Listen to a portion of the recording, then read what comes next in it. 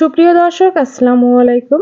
দুনিয়ার সবথেকে সহজ রেসিপি নিয়ে আজকে হাজির হয়ে গেলাম। আর এই রেসিপিটা হচ্ছে লাশ অমলেট।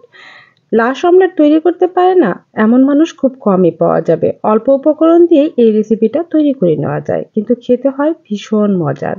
যারা নতুন রাঁধুনি আছেন তাদের জন্য কিন্তু এই রেসিপিটা ঝটপট দেখেই তৈরি করে নিতে পারেন এবং অল্প সময়ে এটি তৈরি করে সবারই মন জয় করে নিতে পারবেন। চলুন দেখে নেওয়া যাক কিভাবে এই রেসিপিটা আমি ঝটপট তৈরি করে নিলাম।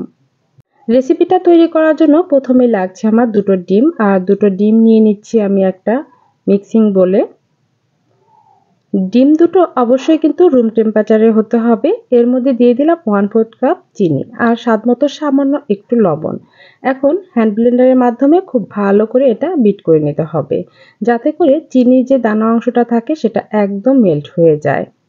2 থেকে 3 মিনিটের মতো ভালো করে ব্লেন্ড করলে কিন্তু একদম চিনিটা গলে যাবে। আর এটা কিন্তু একদম আমার রেডি হয়ে গিয়েছে। এখন একটা বাটিতে মেজারমেন্ট করে নিয়েছি যে ডিমের অংশটা কতটুকু হলো। এই সমপরিমাণে কিন্তু আমার দুধ লাগবে, এজন্যই আমি মেজারমেন্ট করে সমপরিমাণ দুধ নিয়ে নিলাম। দুধ এবং এই ডিমের অংশটা এখন খুব ভালো করে একটু আবারও মিশিয়ে নিতে হবে। 1 থেকে 2 মিনিটের মতো ভালো করে এটা মিক্সড করে নেবেন। আর ডিম দুধের মিশ্রণেই কিন্তু এই লাশ অমলেটটা তৈরি করা হয়। আমি আগেই বলেছি অল্প উপকরণ লাগবে। এখন একটা ব্রাশ দিয়ে আমি তেল ব্রাশ করে দিচ্ছি যে পাত্রে আমি এটা কুক হতে দেব। এখানে কিন্তু আপনারা কাচের বাটিটাও নিতে পারেন, তবে ভালো মানের কাচের বাটিটা ব্যবহার করবেন, না হলে ফেটে যাওয়ার সম্ভাবনা থাকবে। আমি স্টিলের বাটিতে তেল ব্রাশ করে ঢেলে নিলাম। এখন অন্য একটা পাত্রে কিছুটা পরিমাণে পানি দিয়ে তার মধ্যে এই বাটিটা বসিয়ে দিয়ে ঢাকনা দিয়ে ঢেকে ছিদ্রটা বন্ধ করে দিচ্ছি। আর আমার এখানে 20 মিনিটের মতো লেগেছিল এটা বেক হতে।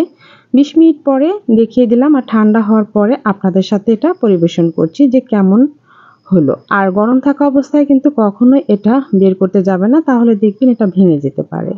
আর তৈরি হয়ে গেল কিন্তু আমার ঝটপট লাশ অমলেট। তৈরি করা একদমই সহজ, খেতে ভীষণ মজা এবং খুবই সফট হয়। বাচ্চারা তো খুবই সহজে এটা খেয়ে নিতে পারে এবং সবাই কিন্তু অনেক পছন্দ করে। অনেক সময় দেখা গেছে সকালে নাস্তা হিসাবেও কিন্তু আপনারা এটা রাখতে পারেন। সেক্ষেত্রে চিনির পরিমাণটা একদম কম দিবেন। যারা সুগার পছন্দ করেন না তারা চিনির পরিমাণটা কমিয়ে দিয়ে এটা তৈরি করে নাস্তা হিসেবেও খেয়ে যেতে পারেন। ডিম এবং দুধ খুবই একটা হেলদি খাবার। আপনারা এটা সকালের নাস্তা হিসাবেও রাখতে পারেন, আবার দেখা গেছে বাচ্চাদের বিকালে নাস্তাও দিতে পারেন, টিফিনেও তৈরি করে দিতে পারেন। খুবই মজার একটি নাস্তার রেসিপি শেয়ার করলাম। আশা করছি আজকের রেসিপিটা আপনাদের খুবই ভালো লাগবে। ভালো লাগলে লাইক, কমেন্ট, শেয়ার করে দিবেন। সবাই ভালো থাকবেন। আল্লাহ হাফেজ।